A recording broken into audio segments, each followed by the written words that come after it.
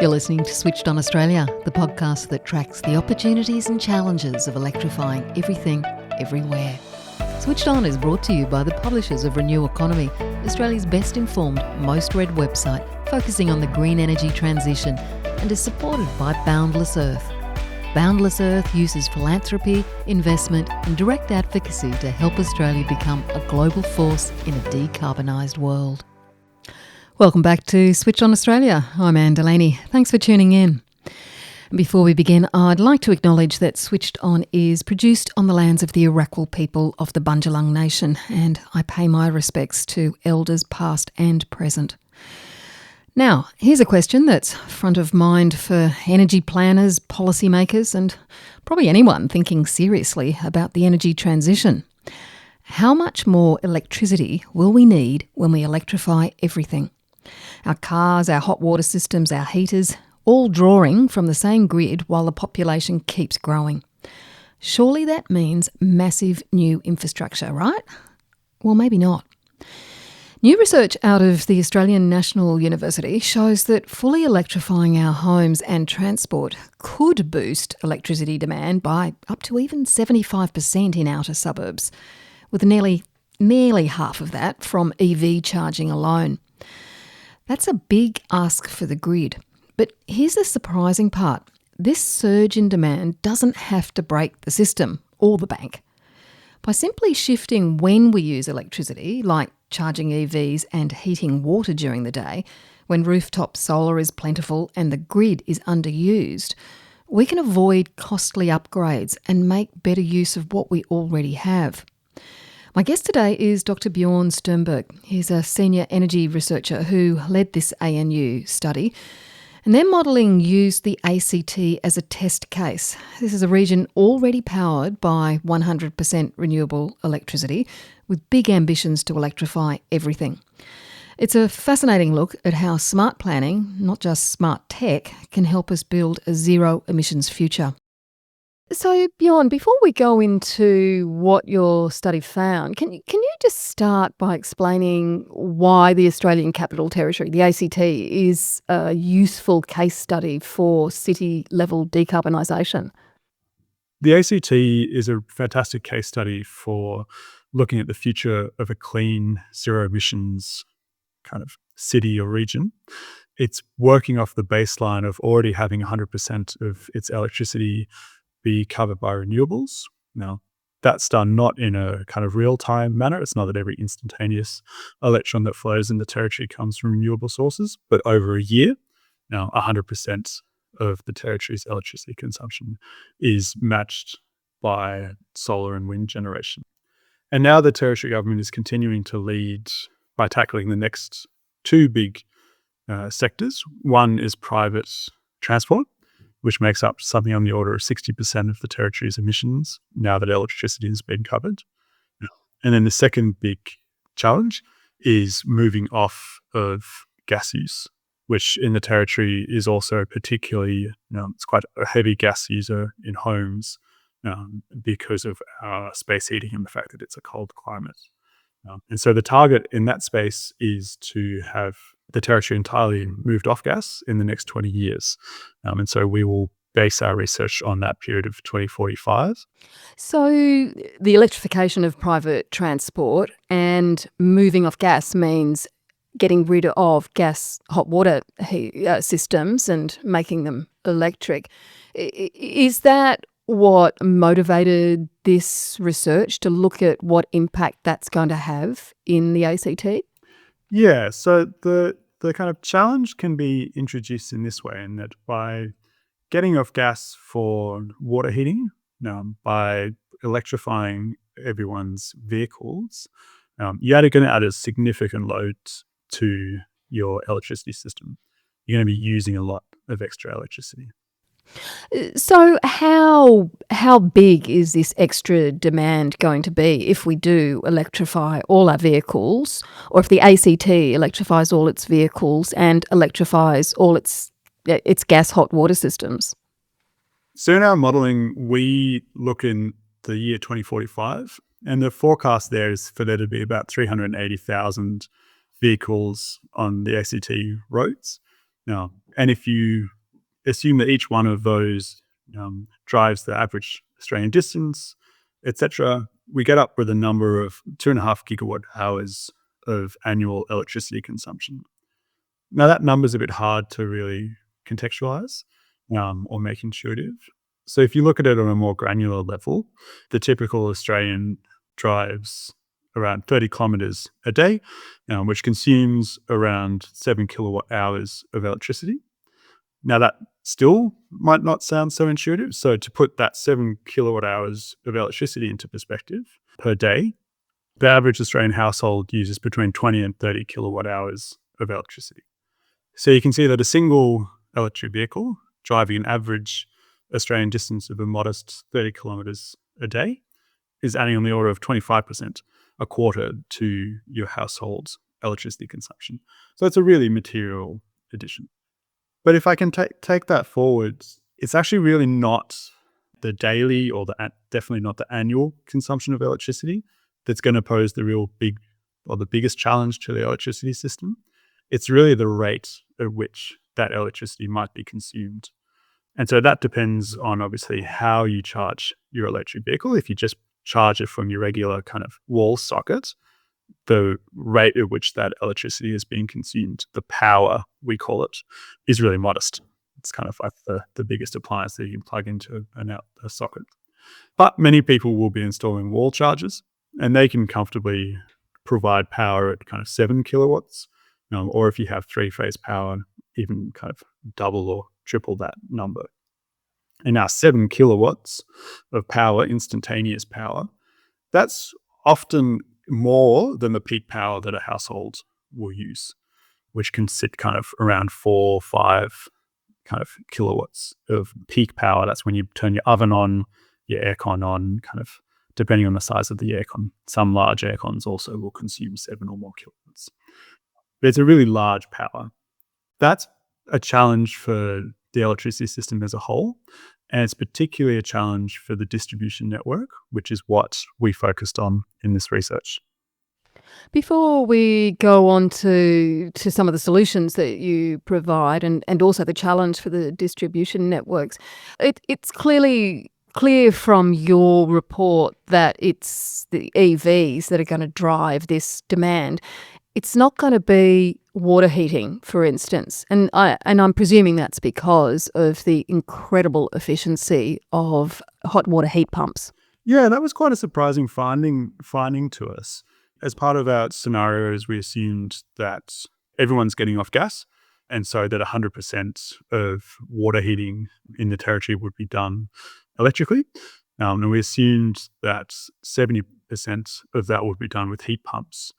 And to my surprise, we found that the effects of population growth plus getting people off gas, so you have a large increase of number of people electrically heating water, that increase is basically exactly counterbalanced by the efficiency of heat pump hot water systems, which are around about 3 to 4 times as efficient as a resistive water heater.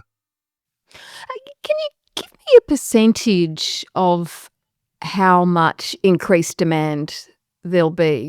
You've given me some of the granular data on how much households are going to be using, but what about the overall percentage increase in electricity demand by 2045? So the real headline number here was that the electrification of vehicles would add roughly 45% to the demand in the ACT, and on the demand of each of the zone substations, the substations that service kind of a handful of suburbs, if you think about it on that scale. And would they be the more outlying suburbs from the city because they've got to drive further, which means they've got to charge more? Yeah, absolutely. Also, in the ACT, you just have the higher population living outside of the city than in the city. And then we may not have time to go into this in detail, but we looked at a range of different scenarios in terms of where people are charging, whether they're charging at home or whether they're charging at work. We captured the fact that the kind of flow of vehicles in Canberra in the ACT, much like in most cities, is kind of towards the city during the daytime hours, during the business hours, and then out again of an evening. And so that split between home and workplace or public charging ends up becoming a bit of a time split of how much you're charging during the daytime versus how much you're charging in the evening. And that's really important, because we have a lot of rooftop solar in the ACT and across all of Australia. And so there's a real advantage of being able to have a lot of your electric vehicle charging occurring during daylight hours. So it kind of tends to support workplace charging and public charging as something that's more, tends to be more correlated, more aligned with the sunshine hours. So, what are the possible implications of this increased electricity demand for the ACT's electricity infrastructure if nothing changes? If we keep basically just growing the number of EVs? Yeah, so let me start by saying that the really key parameter in all of this is the peak load that's placed on the distribution network. So your distribution network, it's often compared to the thickness of the wire is kind of proportional to the amount of electricity that it can carry in a similar way that a fatter pipe can carry more water. But we want to rationalize the investments that we make in the distribution network. And so we've sized the wires that run down our street into specific sizes in a way that's economically efficient.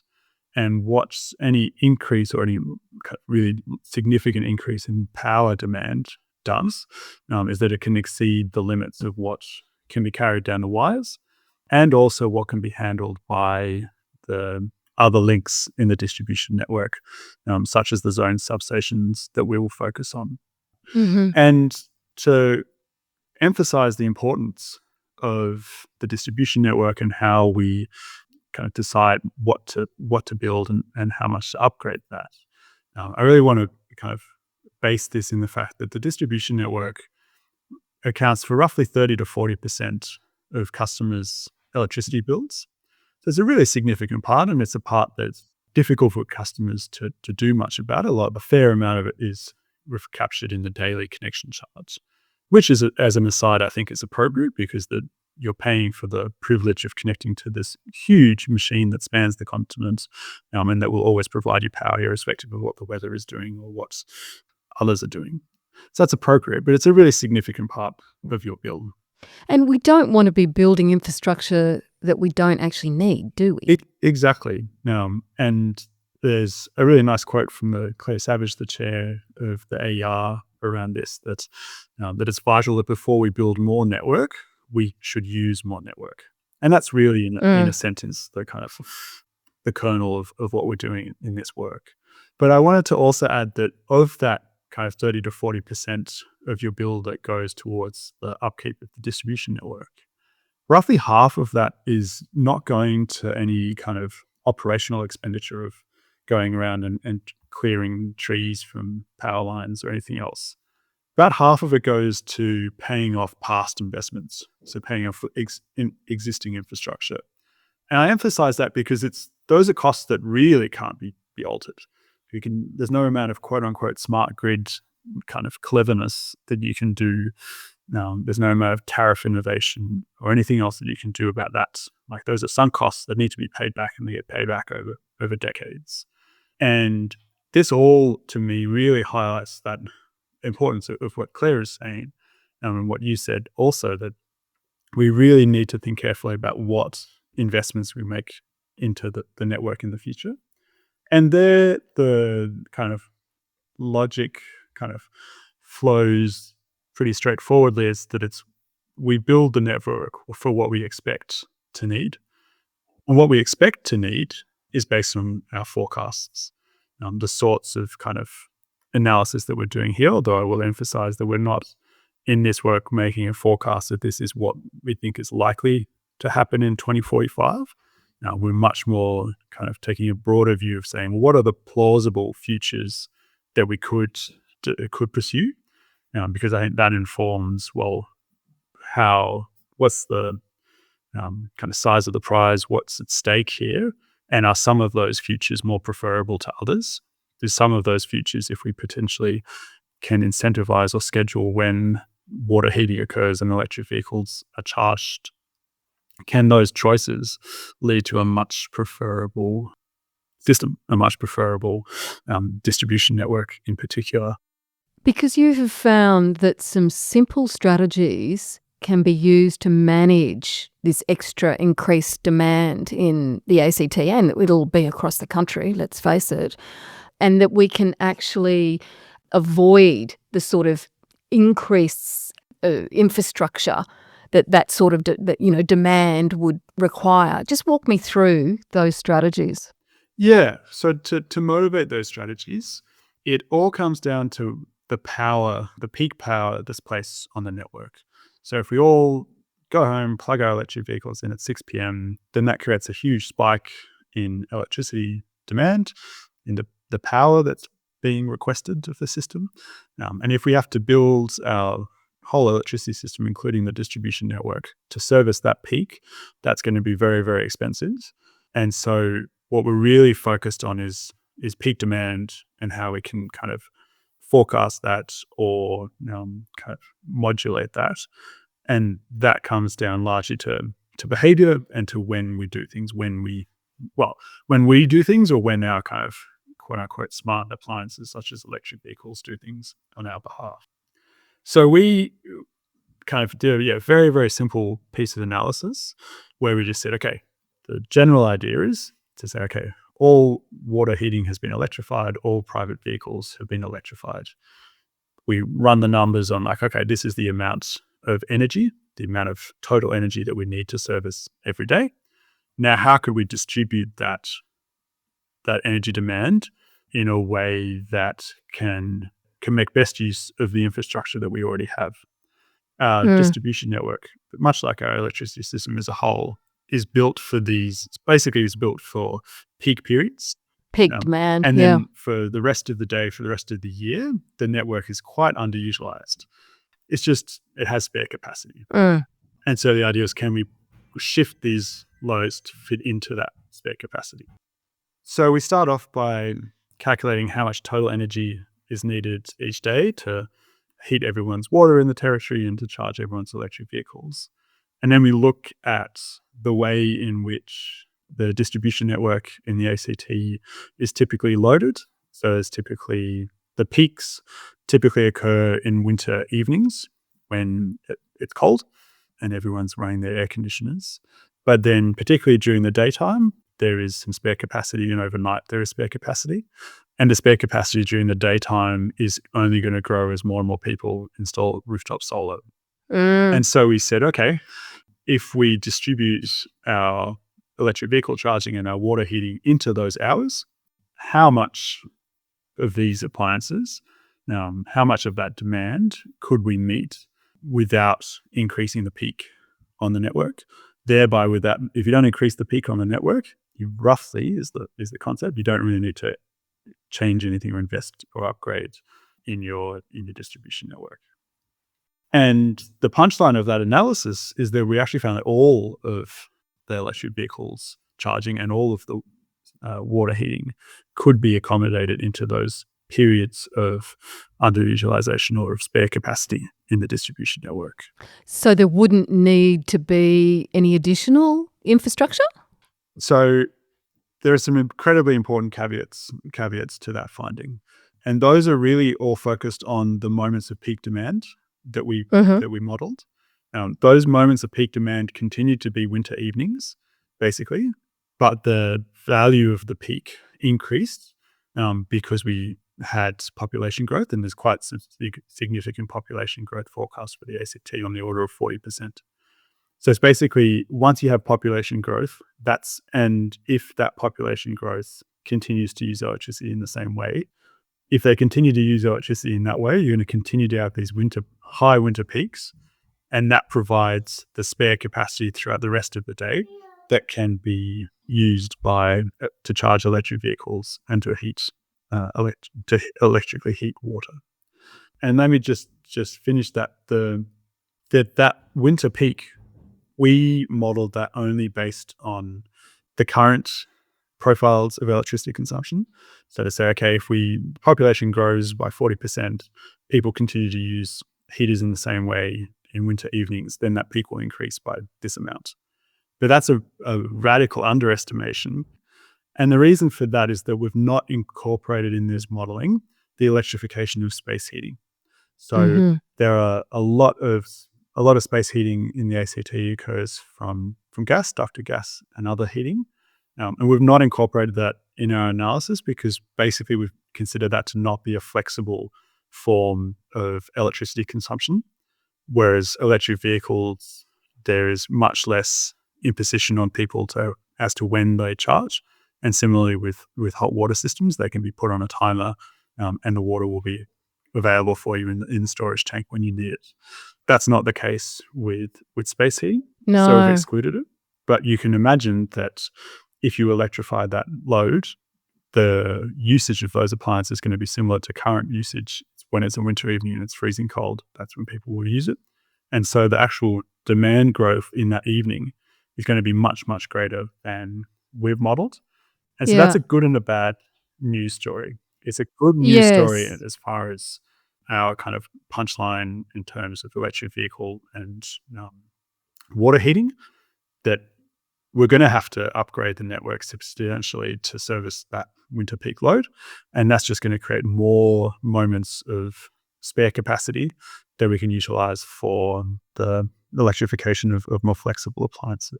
Oh, I see. So swings and roundabouts. We will still need to upgrade the network for the space heating to keep warm in winter. But as you say, that is going to, have all that spare capacity, during the day, late at night, etc., which can then be used for these other purposes. Exactly. And it also that the other, I think, really important point to emphasize is that we should, particularly for policymakers, is that we should be doing much, much more to try and reduce that winter evening peak, which we cannot do purely by electrification. We can only do that by improving the thermal efficiency of our buildings. And of course, the more you can do that, the more you can reduce the peak demand on the ACT network, the less we need to spend millions of dollars on upgrading the distribution network. And modeling would suggest that you would still have plentiful spare capacity at other times of the day to service all of your electric vehicle charging and water heating. It's a whole package, isn't it, of home energy upgrades that we really need to be focusing on now. Absolutely. And I just feel like the simple kind of insulation thermal efficiency ones continue to kind of not get the attention that they deserve. Now, you have mentioned this, and this whole sort of shifting of load and flexible demand and encouraging people to charge and to change when they heat their hot water depends on human behaviour. Absolutely. And it's really crucial because changing people's behaviour and habits and routines, etc., it's not an engineering thing. It's not a technical fix. It's something completely different, and it requires a great deal of understanding of how we operate in our homes and what motivates us to change our behaviour. How hopeful are you that we will be able to encourage people to use this opportunity of flexible demand to actually reduce this increasing demand for electricity? Yeah, absolutely. In terms of habits, what I believe actually someone from the ACT government once told me is that you have very few moments, very kind of special moments in which you can change habits personally or influence other people's habits. The example given was that when you move house, you'll reassess your transport options to get to work, get to school, do whatever. And if you find that a bus works, then you will adapt that. Even if the bus would have worked as well in your last house, but you just were in a different habit there. And so something that I've been trying to advocate for years now is that the moment at which someone gets the keys for their first electric vehicles, That is just a Mm, very, very special moment. And that's when mm. expectations will be set and people's minds will be open to kind of, this is a new thing that I'm doing. How does it work? What do I need to think about? You had a really finite, precious window there in which to set up the habits that you want. And I think there is much, much more that we need to do to kind of put the right information into that window in that window of time to just set the expectations that like basically you don't ever want to, or but in some ways it may just not happen that you don't charge electric vehicles at 6 p.m. Then that's just becomes Yes. the expectation. It's just everyone just understands it's a really simple and quick thing to say. It's like it doesn't really charge them because everyone's doing their cooking and probably heating their homes. So we just have as a society set it up so that it charges in the evening and the daytimes. And there's a button that if you really need to go somewhere at 7 p.m., you can press the button and then it will charge. But that's the exception. The norm, Mm. it's about setting people's norms and expectations, is that an electric vehicle just is a thing that doesn't really charge at 6 p.m. It loves charging during the daytime and it charges overnight as well. And then you can layer into that pricing signals and other things. But I think those pricing signals will always be kind of swimming against the tide or kind of will be grating unless there's an understanding that they rest upon the like, this is the norm, this is why that is the case. It's a really interesting way to look at it too, that as you say, that moment in time when you get your electric vehicle, and sometimes it's even when you drive it and something I think starts to shift in people's minds. It is a real window of opportunity because when you realise you can plug your car into your house and it can, potentially go both ways, power can go both ways, it really starts to make you think very differently about energy. It certainly has for me, having an electric vehicle. And think very differently about the petrol station, how unpleasant Yes. experience that is. Oh, yes. No, absolutely. And I have this whole spiel about what we didn't do well and should learn from in terms of rooftop solar, where I think it was not foreseen, possibly arguably was not foreseeable that we would end up with 4 million rooftop solar systems. And so we've constantly been playing catch up on kind of the regulations and the pricing signals that are required for trying to manage all of those solar systems. Mm. Every time that the rules of the game get changed, they always appear to be at the cost of rooftop solar owners and to the benefit of the electricity system. And now I would argue as someone within the electricity system that they're done kind of in everyone's best interest. They kind of, the electricity system as a whole is a common good. It's servicing everyone. We need to make sure that it works so that everyone can have power. But I think the perception, quite kind of justifiably so, is that people made major investments under one set of terms and conditions, and now the terms and conditions keep getting changed on them and they resent that. I think Yes. for electric vehicles, there's absolutely no excuse for anyone to follow a similar path. Like we know we're going to 100% electrification as we modeled in this work. And so we need to be thinking about that end state and making sure that we set the expectations and the norms for that end state today. So even if your electric vehicle will be unaware of kind of stresses on the electricity system, the fact that there might be load shedding, so people being put into blackout in another suburb, your electric vehicle might continue to charge because it doesn't know that.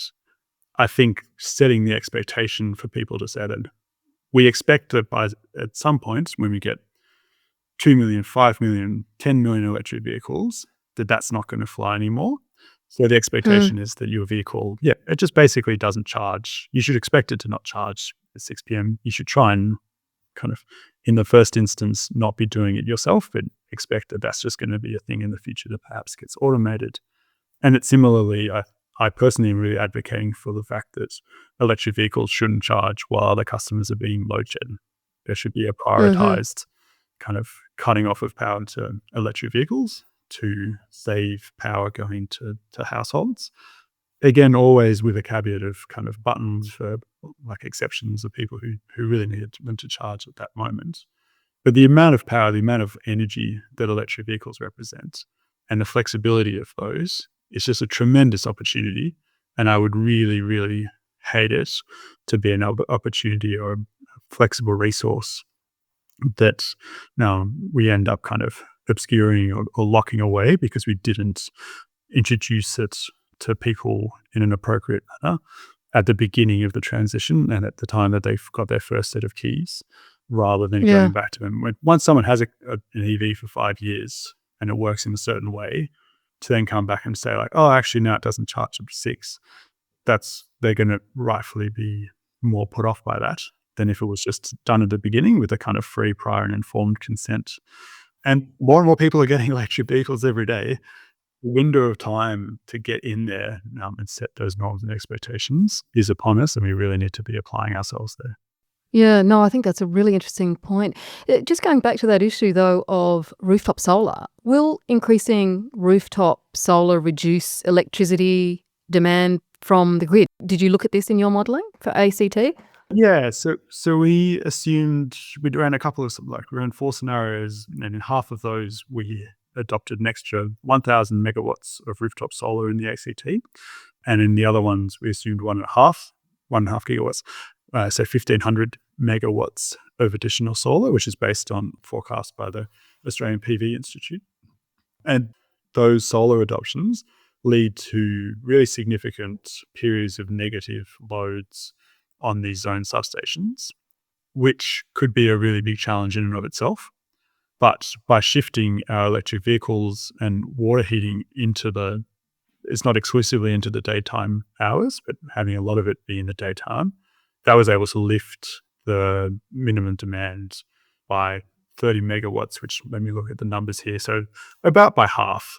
So that's a really significant advantage and kind of benefit that electric vehicles are playing, because the negative loads on substations and negative loads or even just zero load on the electricity system as a whole is a really challenging kind of phenomenon for the system. Mm-hmm. Now, your study also mentions the potential of dynamic load management systems, and vehicle-to-grid technology would actually further reduce electricity demand in the future. Firstly, just walk us through exactly what these are and how they differ to some of the simpler demand management schemes. Yeah, so we applied just this kind of almost ridiculously simple strategy where our vehicles and water heaters were switching on and off at the same time every day and going kind of at a constant rate while they were on, entirely unawares of what the rest of the demand was doing, and also unaware of what was happening with rooftop solar. And so you could do a lot better by having a more dynamic approach where you are forecasting the underlying demand, you're forecasting solar generation, and you can more optimally schedule when your appliances are using electricity. But we really wanted to emphasize, and so that's a nice to have in my opinion. Like, it doesn't obviously improve the results of the modeling, it improves the loading on the network, but I feel like research can often kind of go for these kind of utopian kind of you get perfect foresight in the future and then you optimize everything and it's a fantastic result. We wanted to really just prove out the kind of much simpler, more practical, non-optimal, like very openly and intentionally non-optimal. And less automated, I would presume. Yeah. To just show like ballpark, like this is possible even with this approach. So that's kind of my views on more dynamic approaches, and yeah, nice to have would improve things, but let's not spend the next 5 years waiting around for it. Like, let's kind of get the incentives and in place, and these important conversations that we've had in place today. So what would you like the ACT government to do now to try and optimise the situation? Yeah, so I think the ACT government has a role to play in kind of setting social norms and expectations around electric vehicles. I think they can play a really, really powerful role there, and I haven't checked the numbers for the last few months, but generally being the total leader in terms of EV sales in the country. And then they still have some influence on the sorts of particularly network pricing that happens in the territory. And I think there's room for improvements on that front as well, to kind of make it clear to customers that using electricity, be it for an electric vehicle or for cooking, during the daytime hours really just can be encouraged more and more. The trick with that one is that we've set social expectations or norms in one way in the past of like, it used to be that nighttime was the time for cheapest electricity or where the system most wanted demand. And it makes it a bit tricky to move them across. But I think that's still something that ought to be done. And doing more about thermal efficiency. Like if we want to reduce the evening peak, which is the thing that sets the infrastructure that we have to build, which locks in costs that consumers will be paying off for decades, we need to, the only way you can stop people from running their space heating in the cold times is to make their houses less cold to begin with. The ACT is obviously a smaller and perhaps more manageable case study of electrification. How do you think that the ACT's experience and also your modelling can inform how other cities apply electrification and decarbonisation efforts? So while our models were all done, or modelling was all done for the ACT, and it's the specifics of the ACT are reflected in the winter evening peak on the electricity network. In places, say Queensland, it'll be more a summer cooling peak. I'm confident that in every zone substation definitely residential, like if you look really in a city, the loading could be quite different. It even is a bit different in the ACT, and that's included in our report. But generally, there is still a huge amount of spare capacity between the peak that we build our network for to service those kind of infrequent heat waves or cold snaps, depending on where you live, and what is normally the normal loading on the network. So there's a huge opportunity there. And the flexibility of electric vehicles, water heating, anything else that can be scheduled without a huge impact on users or to be directed towards those periods. Bjorn Sturmberg, thank you so much for joining the Switched On podcast today. My pleasure, Anne. And Dr. Bjorn Sturmberg is a senior energy researcher and lead author of the ANU study into flexible demand, work he completed while at the School of Engineering. That wraps up another episode of Switched On Australia. If you enjoyed this show, don't forget to like, share and recommend it to others who care about the future of clean energy. I'm Anne Delaney. Thanks for listening, and I'll catch you next time when we explore more of the projects, policies and the people powering Australia's energy transformation.